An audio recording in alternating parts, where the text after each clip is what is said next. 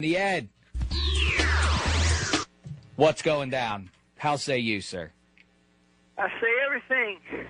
Listen, I was nothing. at that ball game Saturday. Is that right? You were out at PNC Park. How'd you get a ticket? I bought one.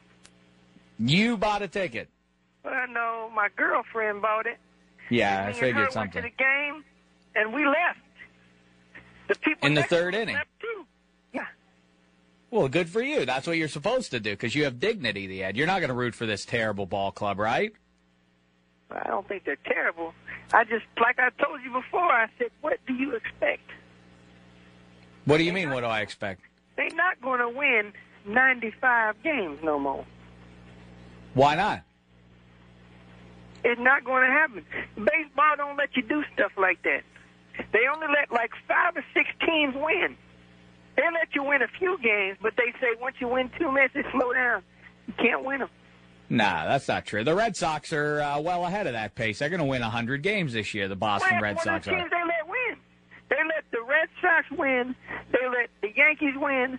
They let the Braves win. And the Mets and the Angels and the White Sox and the Tigers. Sometimes they tell them don't win, and they let another team win. But usually they say just go ahead and win.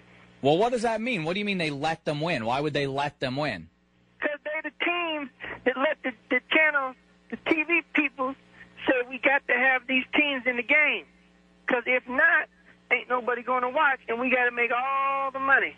Oh, so you're saying the teams like the Red Sox, people who like the Red Sox, there are a lot more Red Sox fans in the country, and they all watch them on TV. And I hate the Red Sox, too. I don't like them. No, well, I don't root for them either. But, yeah, so you think there's just a big conspiracy is what you're saying?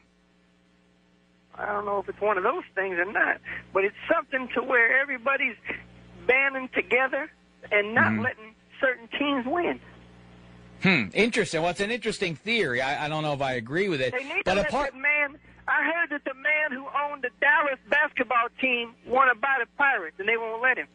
Mark Cuban. Well, yeah, I mean, I don't know about that. I mean, the Nuttings currently own them, and they don't want to give them up. Yeah, I mean, I think Mark Cuban has suggested he'd like to buy them. Yeah, he's got billions of dollars. I'm sure he could afford them. They should just sell them and just let him. But see, baseball said no, because you'll make them win, and you're not in with the group that we want to win.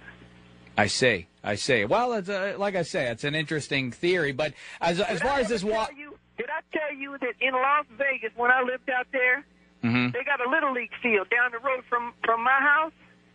And guess who's one of the coaches and a batting instructor over there?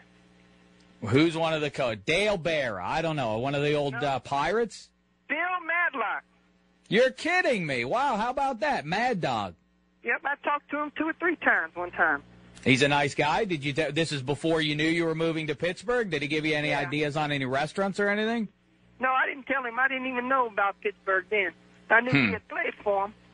Sure. Well, you know a lot about it. So maybe if you remember old Pirates, at the walkout the other night, Doc Ellis, obviously, I'm sure you know that he one time threw a no-hitter while he was on LSD. Did you happen to see him there the other day? I didn't shake his hand. No, but what do you think of that? A guy pitching a no-hitter on LSD, the Ed. Well, I mean, these other ball players use this HGG and HGH and all that other stuff. I mean, I don't think you should be able to do whatever you want to do. As long as you hit the ball and pitch the ball and run around the bases, you can do whatever you want. Well, that's maybe not a good message for the kids, though, right? Well, the kids ain't doing it. They in Little League. Well, again, you make some good points. Have you? You're always pretty forthcoming with us, the Ed. Have you ever done any of that kind of stuff? Any of that, like LSD or mushrooms, that kind of business? No, that's white people drugs. I just probably did like marijuana, and that's about it. I ain't never done nothing besides that. Because you can get marijuana from your doctor if you tell them you need it, and you just say, "Hey, I need some marijuana." They say, "Okay," and they write you a paper for it.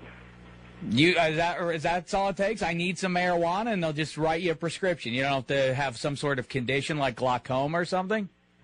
Yeah, I know 2 people on that. 2 people got it I know of.